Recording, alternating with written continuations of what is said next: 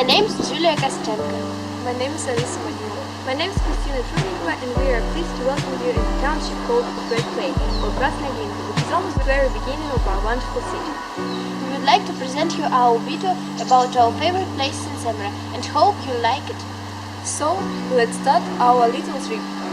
Our first location is Samara Catholic Church of the Sacred Heart of Jesus. Almost as its inception, Samara represented different nations and religions. In addition, all the Orthodox Christians appeared in the city Muslims, mainly the Tatars and Bashkirs. Later, Lutherans, Jews, and the Poles settled here.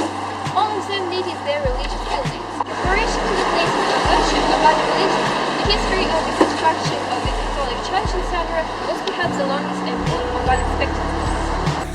By the middle of the 19th century, there was already quite large and influential Catholic community in the town.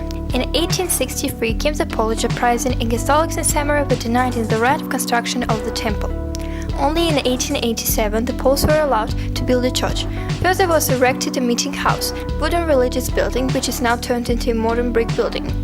There were worship and a priest lived on the second floor. The first worship was held in the new architectural masterpiece, the brick church of the Sacred Heart of Jesus, only in 1906. The architectural design of the church is very unusual for Samara. There are not so many neo-Gothic buildings in Samara, and the temple became one of them. In Soviet times the church was closed. The building of the Catholic Church housed children's theatre, a cinema and a theatre college, and then a builders club. Administration of the latter institution was trying to rebuild the interior of the church. Fortunately, the building was declared as a monument of architecture and never rebuilt. In 1938, a museum was placed there that allowed keeping it in a good condition until 1991. In 1991, the temple was returned to the past. Since then, it has been restored repeatedly. Now the Samara Catholic Church and its outbuildings are listed as an architectural monument of federal importance and protected by the state. Now we are going to change our location and invite our next place, the Kubyshev Square. Welcome to the Kubyshev Square. In the world, there are only 4 central squares which are bigger than the one in the Hero, Havana, Beijing and Pyongyang. Even Red Square nearly a hectare less because the area of the Kubyshev Square is 17.4 hectares. That is why it is considered to be the largest in Europe, although it does not look so huge. The explanation is simple. Most of it, almost 7 hectares, is occupied by 4 park squares and 2.4 hectares by a palace of culture named after Konkurс. 8 hectares are covered with elms. During the centuries of its existence, it changed face and were named for many times. Initially it was called the Cathedral Square. The construction of a new temple was granted and began on May 25, 1871 under the project of Professor of Architecture Ernest Gibbet. There became a concentrated place on the square, the tallest in the city, known as the Cathedral. The stone under the construction of the temple laid Emperor Alexander II himself. On the 30th of August 1894, the entire city was present at the dedication of the long-awaited temple, which was built for 25 years. The next name was the Communal Square. The Samara Cathedral was a decoration of our city for a long period. In 1930s, the workers decided to turn the cathedral to the Palace of Culture. Later it was decided to dismantle it and build a new Palace of Culture.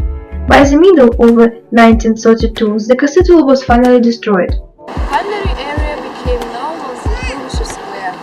On November 3, 1941, there was adopted a resolution of the construction of the Palace of Culture on the site of the cathedral. Architects approved the project of Trotsky and Kosinelkov. In 1935, it was decided to place the palace in the center of a new square. The construction lasted more than 3 years. The area was experiencing a rebirth. The official opening of the royal complex of the area took place at the end of December of 1938. On November 7, 1941, there was a famous military parade on the square named after Kubyshev, which was run by Voroshilovka, the most Soviet institution at the time were in our city in a vacation. And how many rallies, demonstrations, parades, festivals and concerts the square remembers? How many of them will be run? And what will the next generation see? We'll see. Now let's move forward to our last but not least location, Samara's underground. Development of the project of the Kubyshev Metro was launched in September 1968 by the initiative By the order of the Ministry of Railway, the management of construction of the underground in the Konkurс city has been established.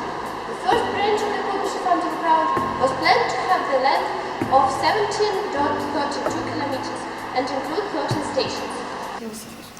From 1980, the construction of the stations Kirov, Bezymyanka, Soviet and Victory began and continued till 1983.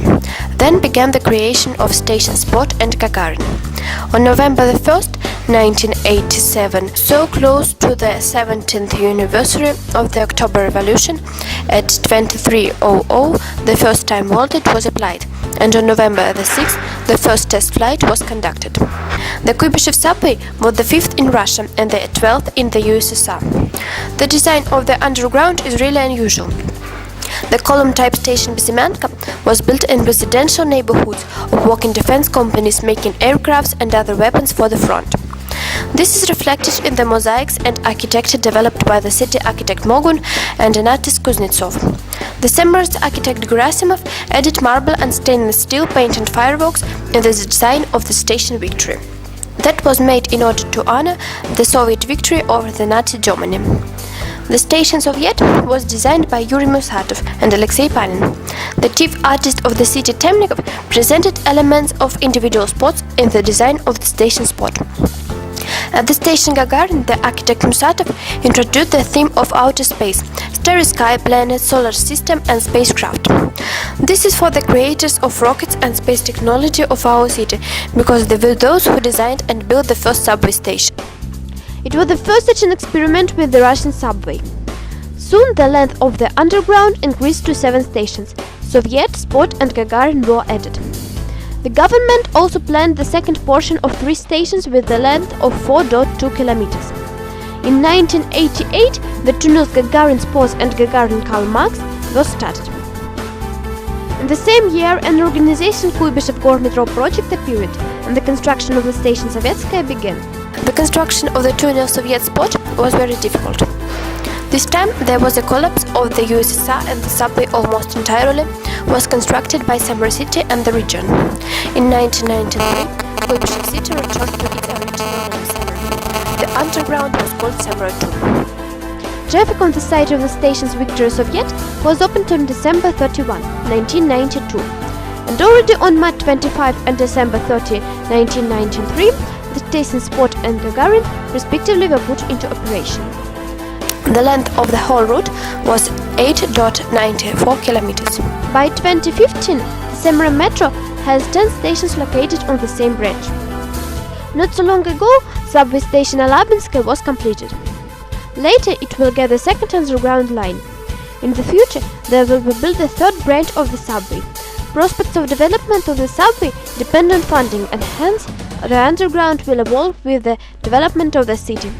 We are really glad that you were with us during this trip. Thank you for your attention. Goodbye.